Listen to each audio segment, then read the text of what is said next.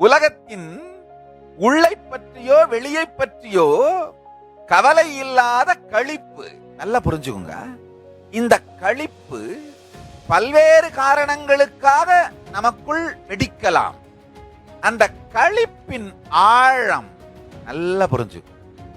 பெருமான் எனக்கு அளித்த களிப்பை, ஆனந்த களிப்பை இப்ப உங்க எல்லாருக்கும் ஆசிகளா வழங்குறேன். உங்களுக்கு ரெண்டு விஷயம் புரிஞ்சா போதும்.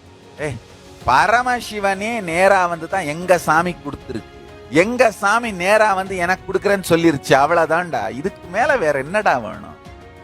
பரமசிவமே நேரா வந்து எங்க சாமி கொடுத்துருக்கு, எங்க சாமி நேரா வந்து எனக்கு கொடுக்குறேன்னு சொல்லிருச்சு, இதுக்கு மேல என்னடா வேணும்? இது புரிந்தால் போதும், உங்களுக்குள்ளும் இதே ஆனந்த களிப்பு பொங்கும்.